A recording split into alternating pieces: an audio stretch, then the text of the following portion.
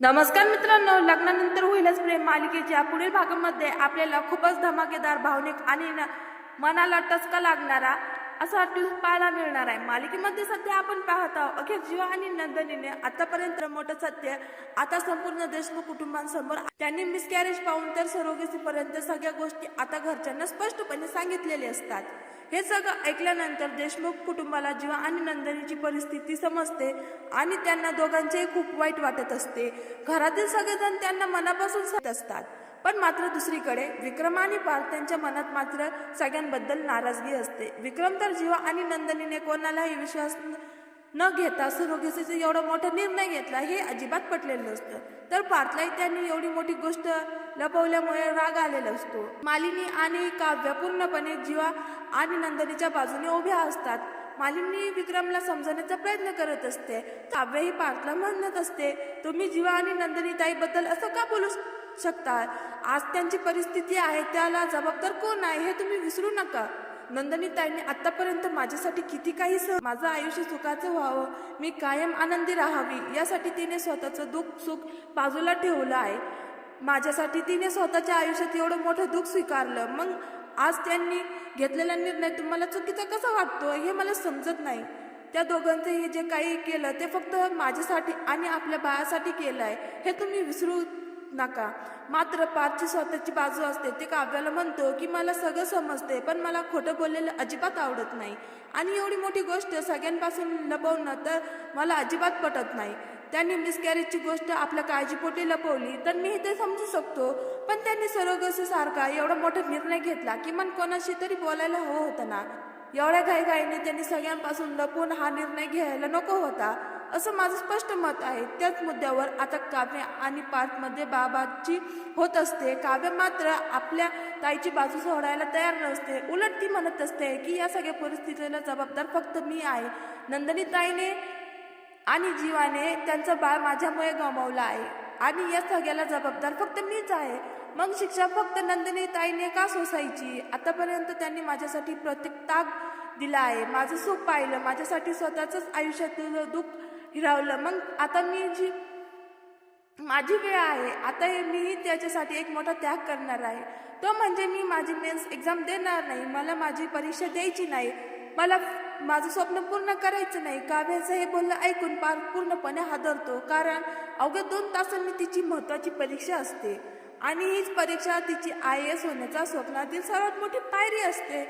पार्थ तिला समजण्याचा प्रयत्न करत असतो, पण मात्र काव्य काही ऐकायला तयार नसते। एवढंच नाही तर काव्य आपलं हॉल तिकीट हातात घेते आणि ती फाडून टाकते। ती म्हणत असते की आतापर्यंत सगळा त्याग नंदिनी ताईनेच माझ्यासाठी केला ना, मग आता तिच्यासाठीही माझा परीक्षेचा त्याग करू शकते का? मलाही तिच्या आयुष्यातील दुःख समजायला हवं आणि मलाही तिच्यासाठी काहीतरी त्याग करायला हवा। काव्याचा हा निर्णय ऐकून सगळेच आदरतात। तेव्हा आता पार्थ नंदिनीला बोलून आणतो आणि तिला म्हणतो, बघा तुमची लाडकी बहीण काव्य काय करते, अजून 2 तासांनी तिची परीक्षा आहे आणि ती आता पेपर देणार नाही म्हणते। ते ऐकतच नंदिनी लगेच काव्याजवळ येते आणि तिला समजत म्हणते, काव्य तू असं का बोलतेस? ही परीक्षा तुझ्यासाठी फक्त एक परीक्षा नाही, ते तुझं स्वप्न आहे, ते तुझं भविष्य आहे, ते तुझं सगळं आयुष्य आहे, तू असं नाकारू शकते? त्यावर काव्या म्हणते, ताई मला कधीतरी समजायला हवं ना, त्याग करणं काय असतं? तू माझ्यासाठी तुझ्या बाळाचा त्याग केला, मग मी तुझ्यासाठी माझ्या या परीक्षेचा त्याग नाही करू शकत का?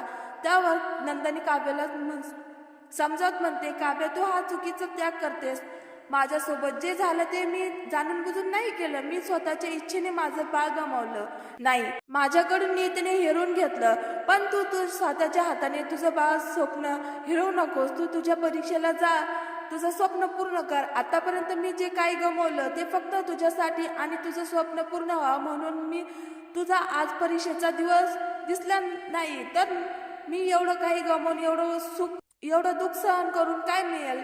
मला कधीच काहीतरी वाटायला नाही, माझा त्याग सार्थक लागला आणि वसुंधरा आत्या आणि रम्याने हेच तर हवं होतं आणि म्हणूनच त्याने तुझ्यासमोर असं सगळं या स्थितीत तुला हे सत्य सांगितलं म्हणून तुला ही परीक्षा द्यायची लागेल. नंदिनी काव्याला चक्क आपली शपथ देते आणि ती म्हणते, काव्य तू तुझी माझी शपथ आहे, उद्या नाही तर आजच तू तयार होशील आणि परीक्षेला जाशील. नंदिनीच्या या शब्दानंतर काव्याकडे दुसरा कोणताही पर्याय उतरत नाही. ती मनाला दगड ठेवते आणि परीक्षेला जाण्याची तयारी होते. पार्थ काव्याला परीक्षेला घेऊन जात असतो. घरातील सगळेजण तिला आशीर्वाद शुभेच्छा देत असतात आणि तिचं स्वप्न पूर्ण होण्यासाठी प्रार्थना करत असतात. त्याच वेळी नंदिनी पार्थलाही म्हणते, मलाही तुमच्या सोबत यायचंय. काव्याची एवढी मोठी परीक्षा आहे, मला तिच्या सोबत राहायचं, मला तिचे आधार द्यायचा. पार्थ अजूनही नंदिनीवर नाराज असतो. त्यामुळे तो काहीच बोलत नाही. पण काव्य स्वतः म्हणते, ताई तू आलीस तर मला आणखीन चांगलं वाटेल, मला आधार मिळेल, त्यामुळे तू माझ्यासोबत चल. आणि अखेर नंदिनी त्याच्यासोबत परीक्षा केंद्रावर जाते. काव्य परीक्षा हॉलमध्ये जाते आणि तिचा पेपर सुरू होतो. सुरुवातीला ती पूर्ण लक्ष देऊन पेपर लिहित असते. तिच्या डोळ्यासमोर फक्त तिची आयस होण्याचं स्वप्न आणि आपल्या ताईने तिच्यासाठी केलेला त्याग. मात्र काही वेळानंतर अचानक काव्याच्या पोटामध्ये कळा यायला सुरुवात होतात. तिला प्रचंड त्रास होतो, पण तरीही ती पेपर लिहिणं थांबत नाही. तिला फक्त एकच गोष्ट म्हणत असते की माझा पेपर पूर्ण करायचा आहे. हळूहळू तिची त्रास वाढत जातो. तिच्या हातातला पेनही नीट धरता येत नाही. तिचं लक्ष पेपरकडे लागत नाही, तरी ती हार मानत नाही. शेवटी तिथे शिक्षक येतात आणि तिला ते विचारतात, तुम्हाला काही त्रास तर होत नाही ना? तुम्ही प्रेग्नंट आहात की? काही समस्या असेल तर लगेच सांगा. तेव्हा काव्य धीरे ऐकटून सांगते, माझ्या पोटात खूप काय येत आहेत आणि मला असं वाटतं की माझ्या डिलिव्हरीची वेळ आली, पण मला माझा पेपर अजूनही बाकी आहे. शिक्षक तिला थांबवण्याचा सल्ला देतात, पण काव्य म्हणते, मला हा पेपर पूर्ण करायचा आहे. आणि ती पुन्हा पेपर लिहायला सुरुवात करते. ते काही वेळाने फक्त 10 मिनिटांनाच पेपर बाकी राहतो. काव्य आपल्या वेदना सहन करत राहते आणि शेवटपर्यंत पेपर लिहिण्याचा प्रयत्न करते. अखेर परीक्षा संपते, पण त्या क्षणी परिस्थिती आणखीन गंभीर होते. काव्याचे वॉटर ब्रेक होतो आणि तिची प्रचंड त्रास होऊ लागतो. शिक्षक लगेच पार्थ आणि नंदिनीला बोलून घेतात, पण बाहेर मात्र मुसळधार पाऊस सुरू असतो. रस्त्यावर आणि पाणी साचलेलं असतं. वाहतूक ठप्प झालेली असते. ॲम्ब्युलन्सही तिथे पोहोचणे कठीण झालेलं असतं. काव्याची अवस्था मात्र प्रत्येक क्षणाला गंभीर होत चाललेली असते. ती वेदनेने ओरडत असते आणि तिच्याकडे पाहून पार्थ आणि नंदिनीच्या काळजाचा ठोका चुकलेला असतो. काही मुली त्यांच्या मदतीला धावून येतात, पण त्याच वेळी काही मुली तिच्या काव्याची अवस्था पाहून मोबाईलमध्ये व्हिडिओ काढण्याचा सुरुवात करतात. हे पाहून पार्थ खूप राग येतो. तो त्यांच्या ओरडतो आणि म्हणतो, तुम्हाला जराही अक्कल नाही का रे? एक मुलगी जीव मरण्याच्या परिस्थितीत उभी आहे आणि तुम्ही तिचे व्हिडिओ काढताय. काही लाज वाटते का तुम्हाला?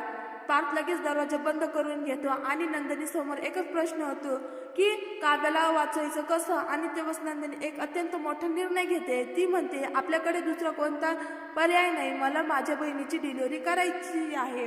पार्थ घाबरून जातो आणि म्हणतो, नंदिनी तुम्हाला हे जमणार आहे का?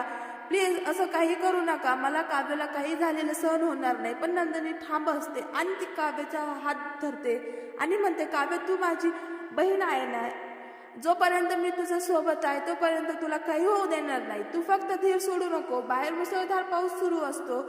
आज काव्याचा संघर्ष सुरू असतो. तिच्या मदतीने तिची ताई नंदिनी गंभीरपणे उभी असते. पार्थ काव्याचा हात घट्ट धरून तिला धीर देत असतो. तो म्हणतो, काव्य मी इथेच आहे, तुम्ही अजिबात काळजी करू नका, आपलं हे संकट पार करू शकतो, तुम्ही फक्त धीर सोडू नका. काव्य वेदना सहन करत असते, पूर्ण ताकद लावत असते, पण काही वेळानंतर ती पूर्णपणे थकून जाते. नंदिनी तिला शेवटचा धीर देते आणि म्हणते, काव्य शेवटचा प्रयत्न कर, तुझं सगळं बळ